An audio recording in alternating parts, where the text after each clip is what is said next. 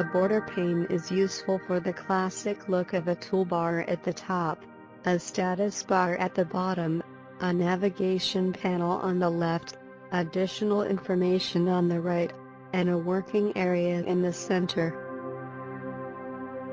The BorderPane layout pane provides 5 regions in which to place nodes: center, top, bottom, left, and right. If the window is larger than the space needed for the contents of each region, the extra space is given to the center region by default.